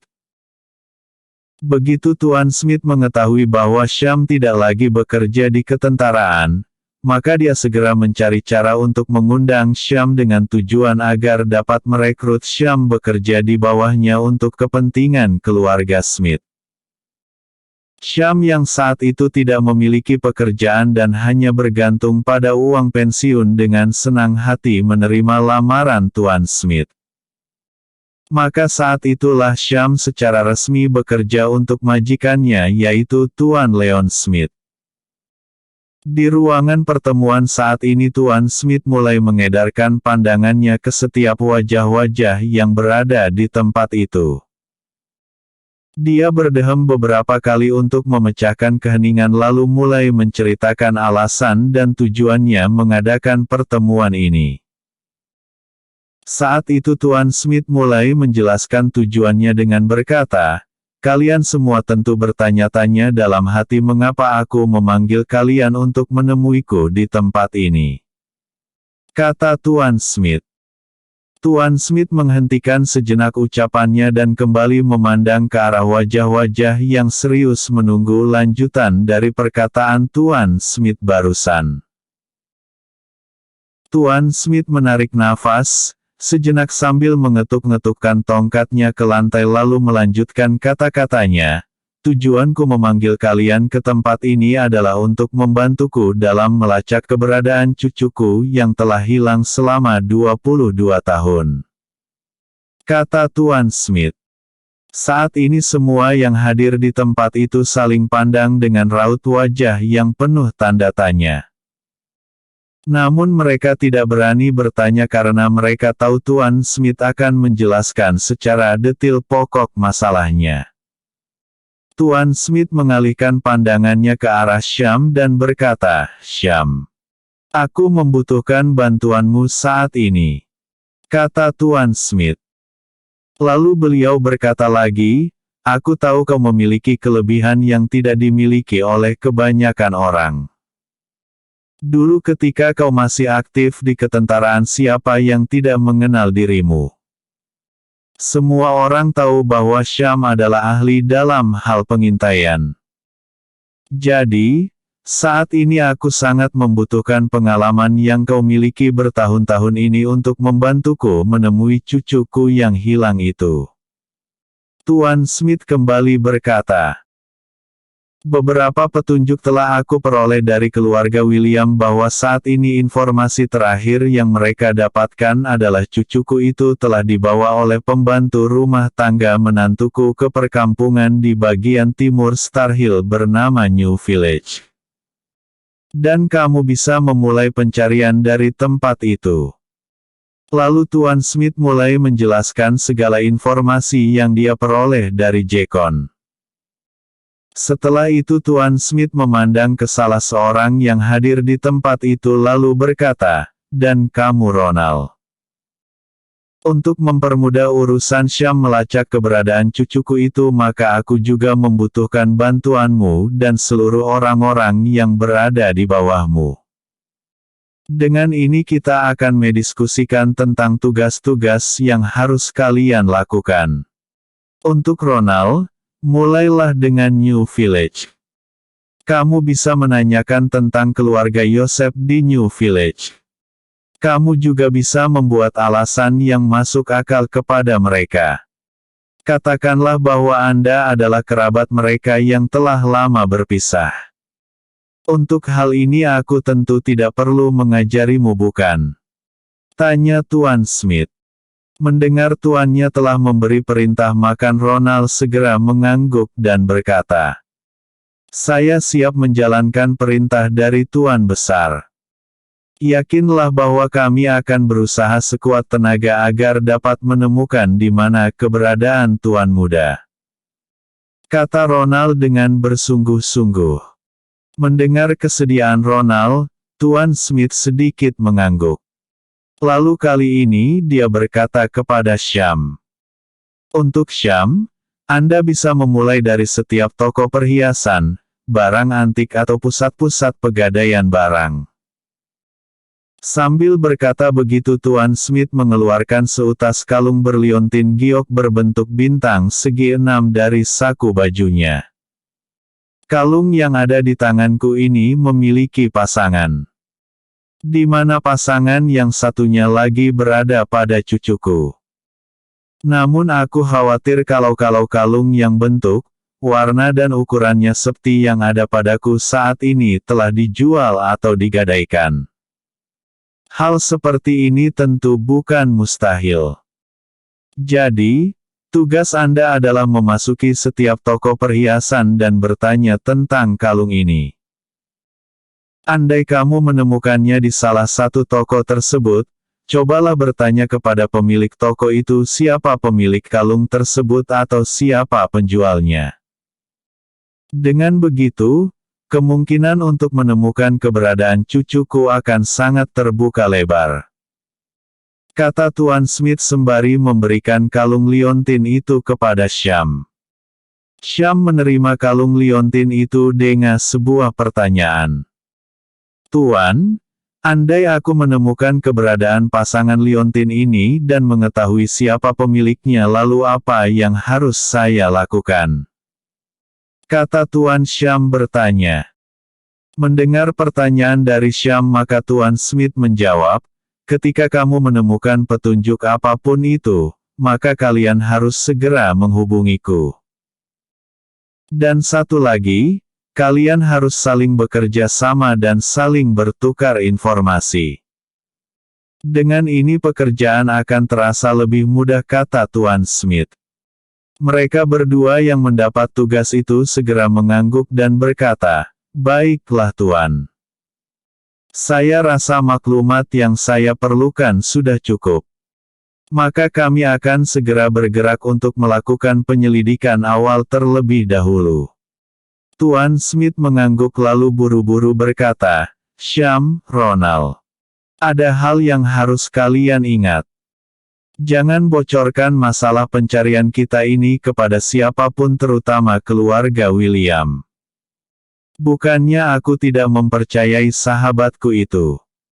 Namun aku merasa bahwa ada pengkhianat di dalam keluarga itu.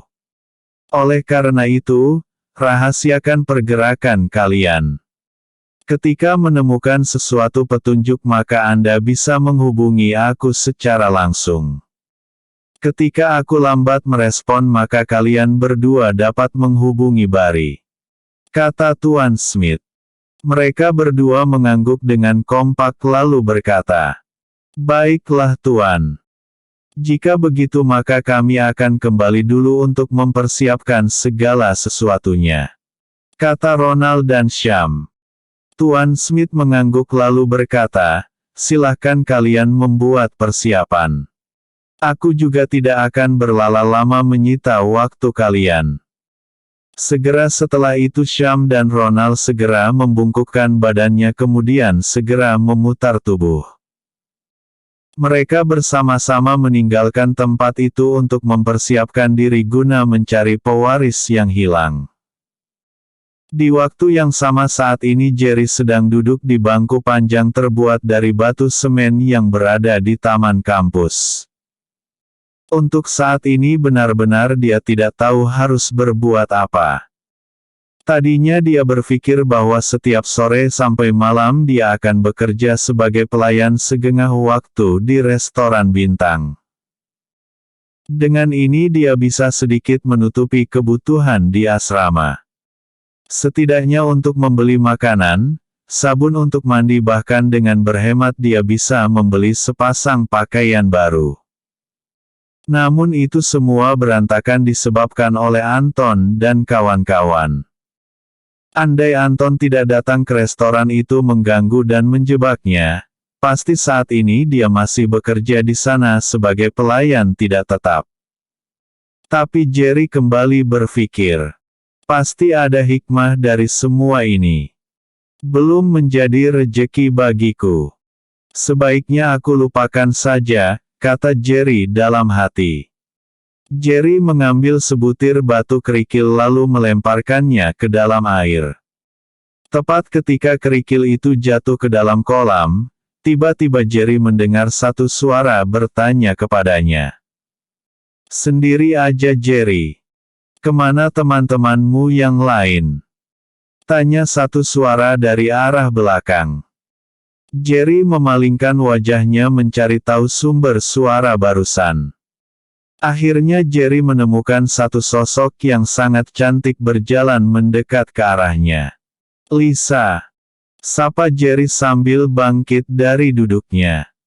Lisa tersenyum sambil melangkah mendekati Jerry dan duduk di sampingnya. Jerry sedikit gugup begitu Lisa duduk bersebelahan dengannya.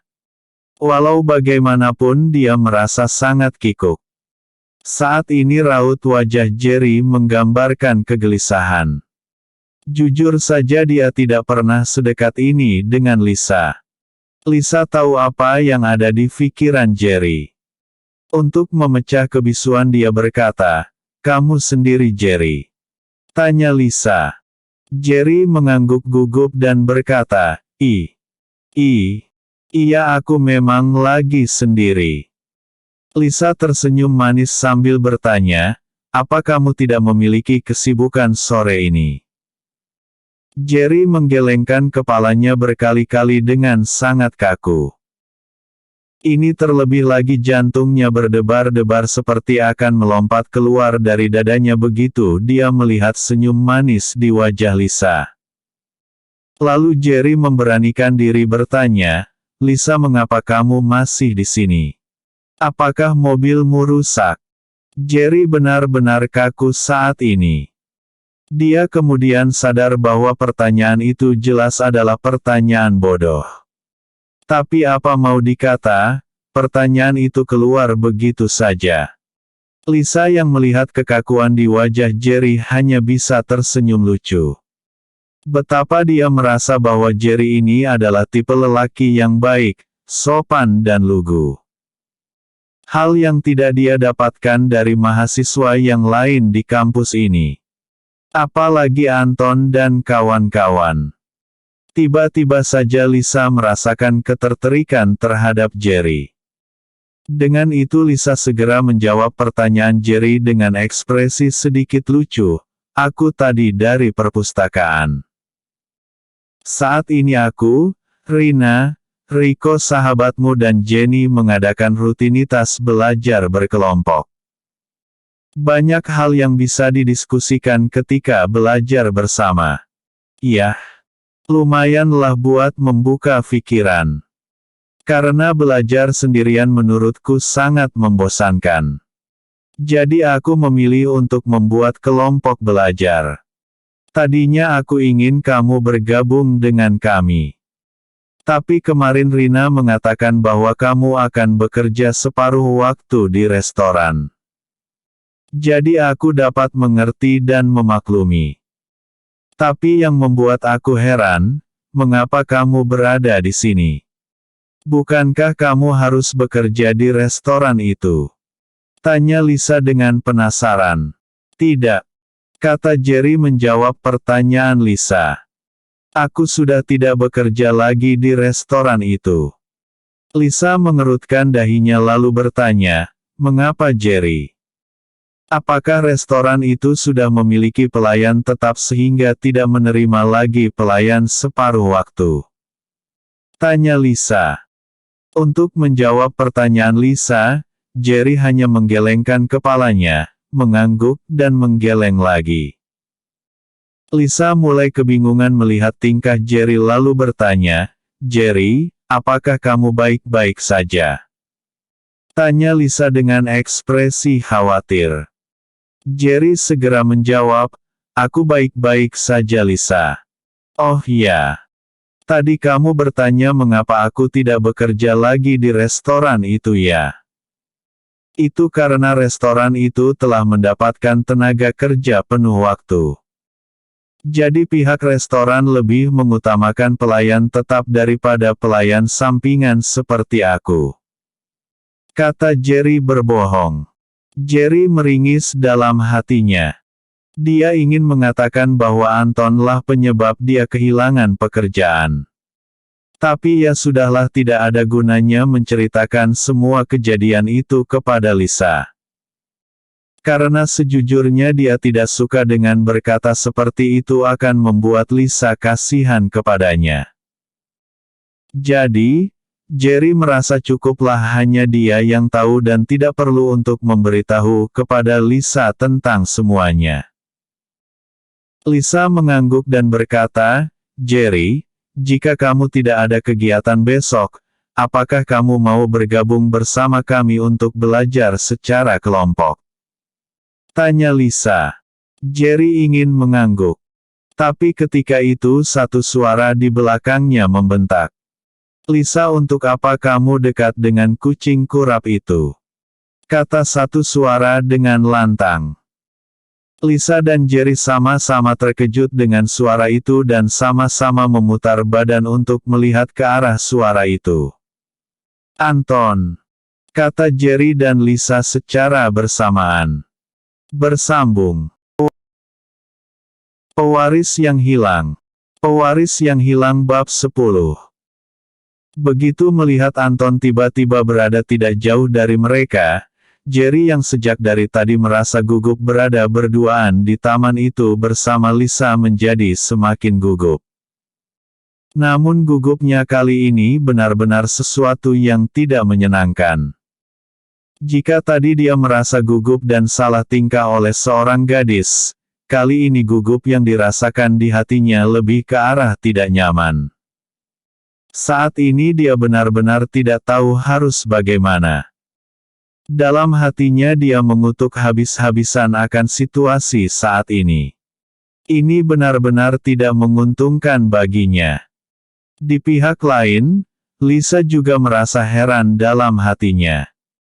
Dia bertanya-tanya bagaimana Anton tiba-tiba saja berada di sini saat ini. Apakah setiap pergerakannya selalu diawasi oleh Anton? Lisa benar-benar merasa tidak nyaman dalam situasi ini. Ini membuatnya semakin merasa muak dengan Anton. Saat ini Lisa menatap tajam ke arah Anton yang berjalan semakin mendekat ke arah mereka. Anton saat ini telah berdiri di depan mereka sambil bertanya dengan nada tidak puas. "Lisa, tadi siang aku telah mengajakmu untuk pulang dari kampus bersama-sama. Tapi kamu beralasan bahwa kau akan berada di perpustakaan bersama teman-temanmu. Tapi yang tidak aku duga adalah kau sengaja menghindariku hanya karena anak gembel yang compang camping ini," kata Anton dengan marah sambil menunjuk telak ke arah wajah Jerry. Saat ini Anton menggeram lalu melanjutkan. "Aku benar-benar tidak tahu apa yang ada di dalam hatimu saat ini. Apa yang bisa kamu harapkan dari Jerry ini?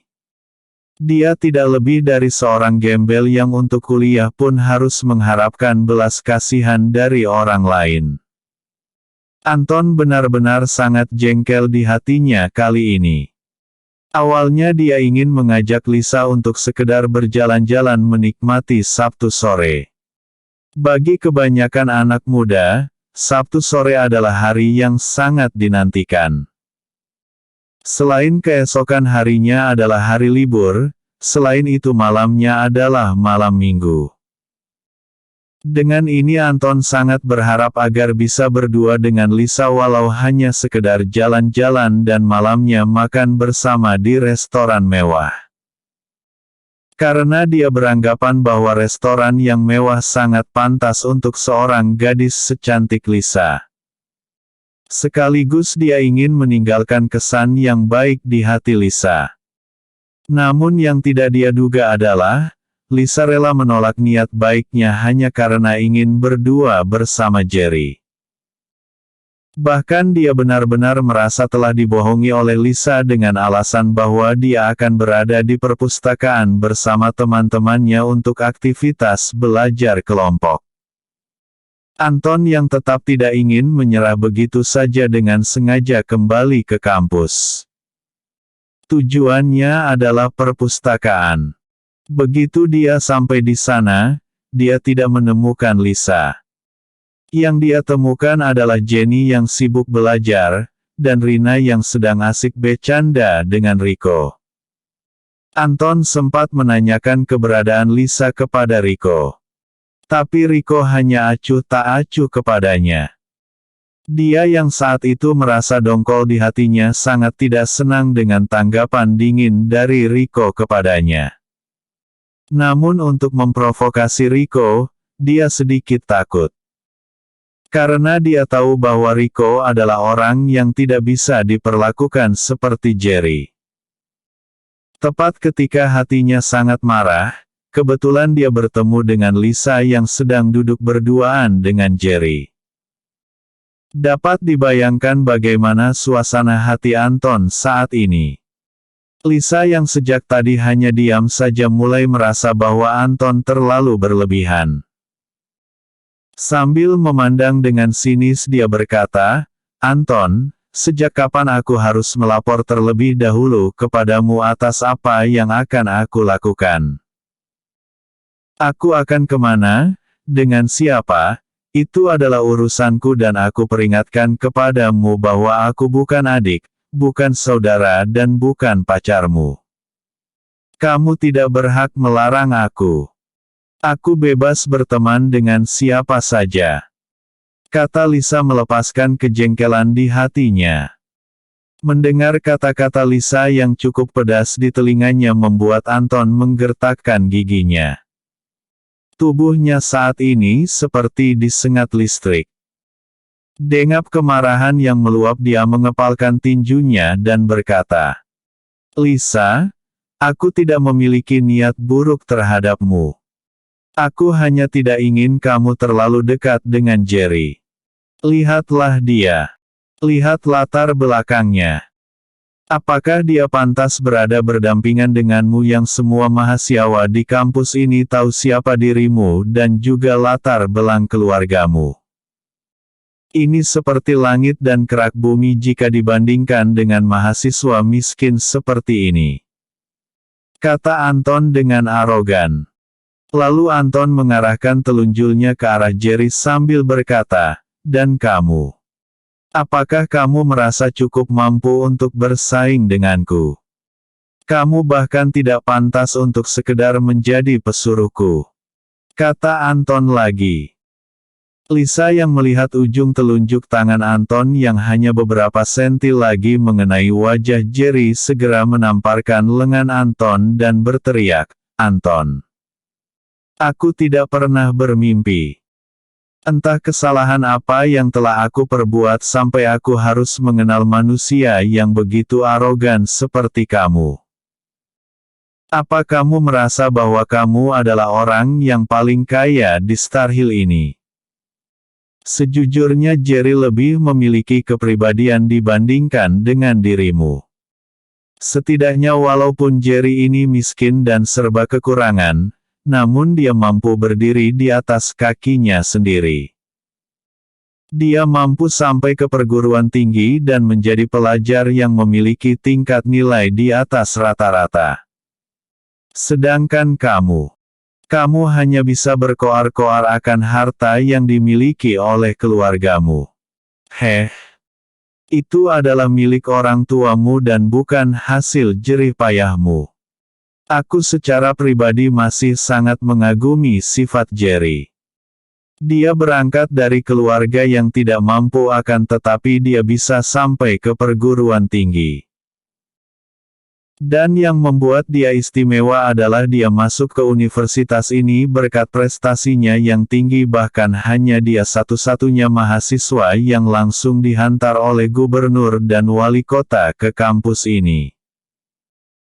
Prestasi apa yang kamu banggakan untuk bersaing dengan Jerry selain bangga akan pengaruh ayahmu di kota ini? Kata Lisa berapi-api. Mendengar perkataan Lisa yang begitu merendahkannya membuat Anton merasa seperti hatinya bagaikan diamuk ribuan banteng. Dia tidak menyangka hari ini akan terkena batunya. Dan lebih menyakitkan lagi adalah kata-kata yang menyakitkan itu keluar dari bibir seorang wanita yang sangat dia sukai. Dengan sangat marah Anton mengepalkan tinjunya dan berkata dengan tergagap-gagap, "Lisa.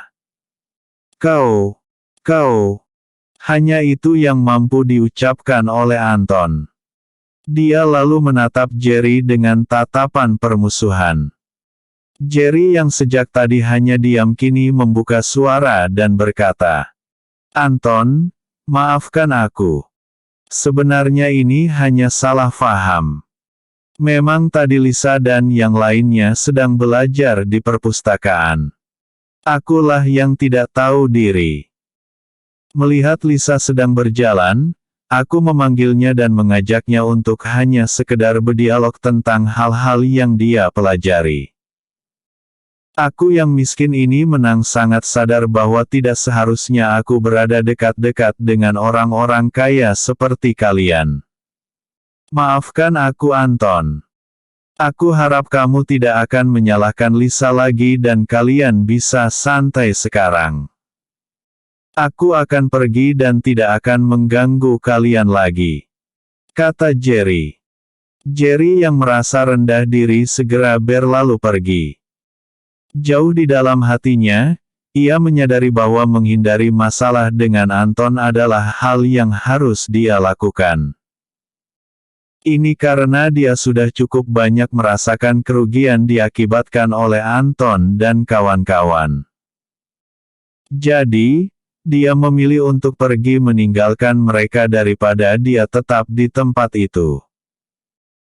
Namun belum lagi dia jauh meninggalkan tempat di mana tadi dia bersama Lisa, Anton lebih duluan mengejarnya dan berkata, "Jerry.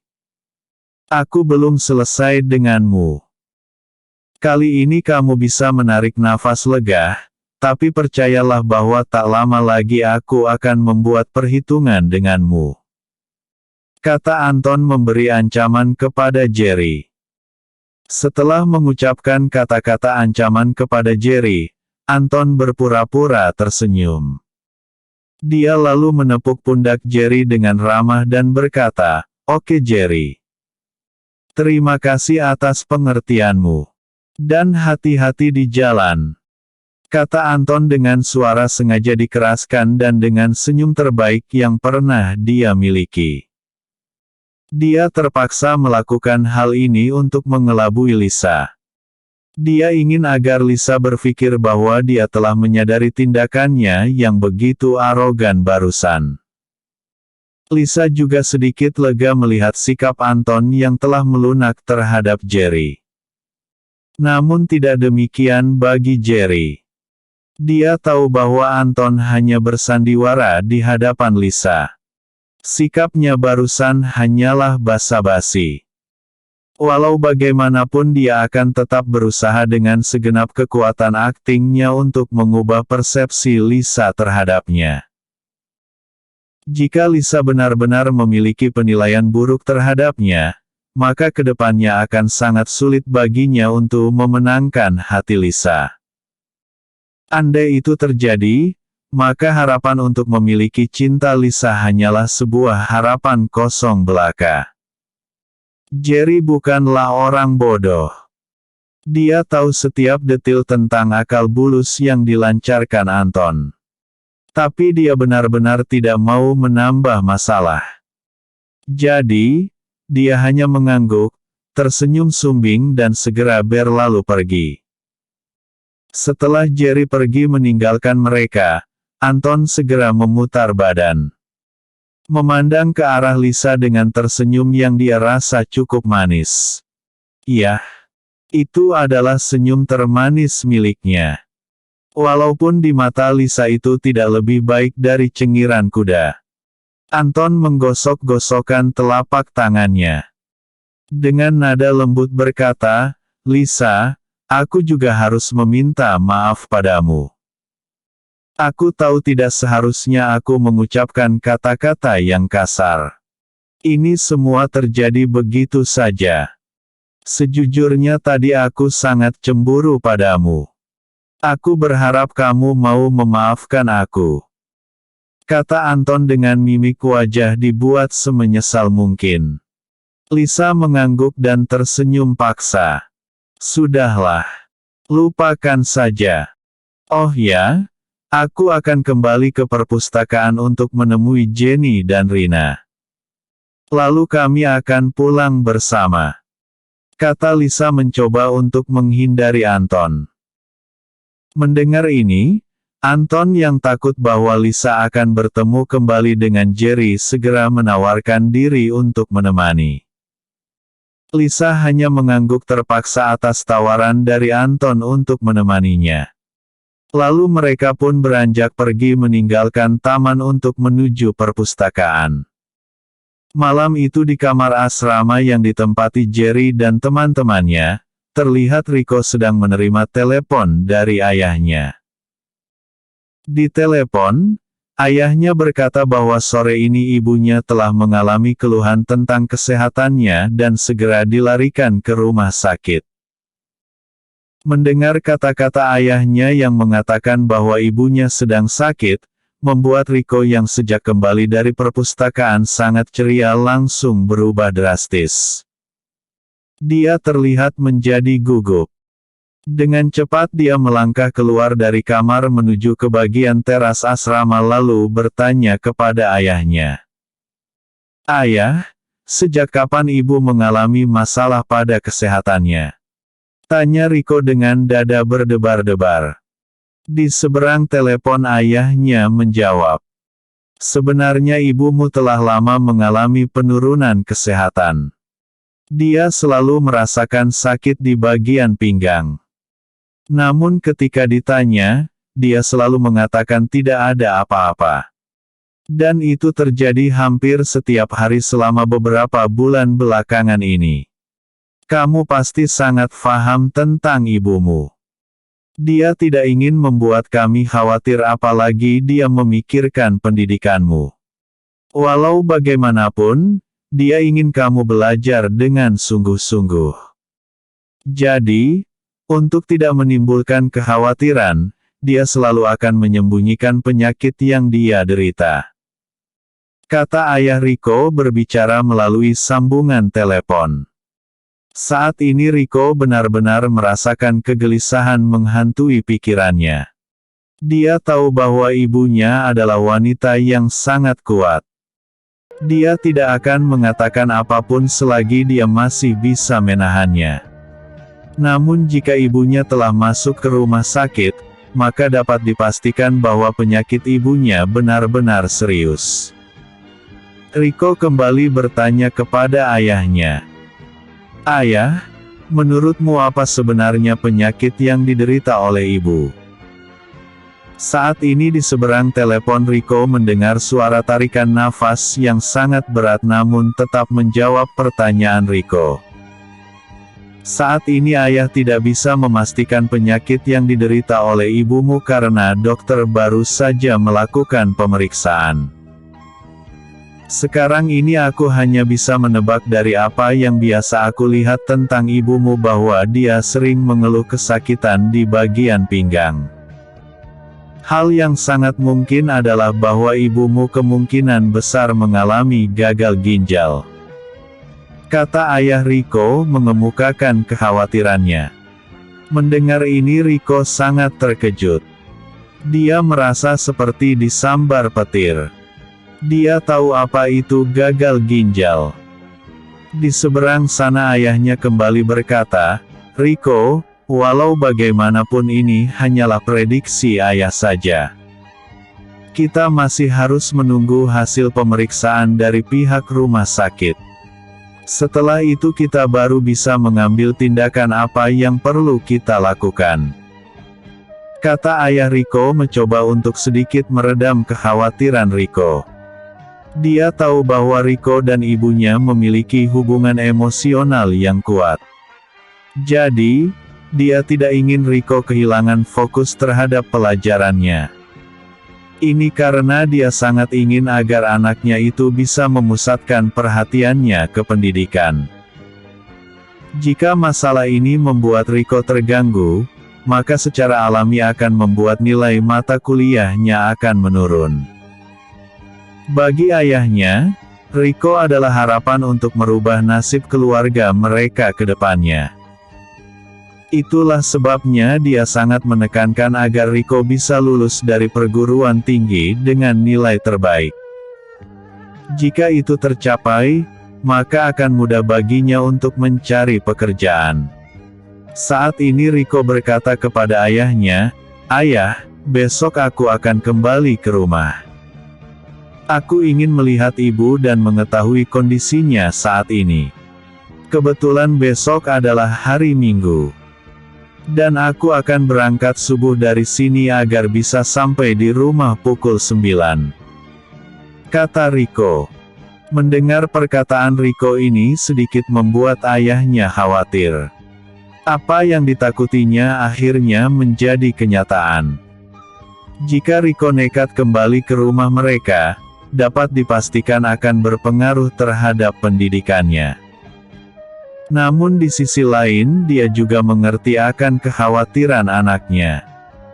Oleh karena itu, dia hanya bisa menyetujui keinginan Rico. Lalu Rico kembali bertanya kepada ayahnya. "Ayah, apakah saat ini ayah sedang berada di rumah sakit?" Tanya Rico. Di seberang telepon ayahnya menjawab, "Ayah baru saja kembali ke rumah. Saat ini adikmu yang mengambil giliran untuk menjaga ibumu," jawab ayahnya. Rico buru-buru bertanya kepada ayahnya. "Ayah, jika begitu besok aku akan langsung ke rumah sakit.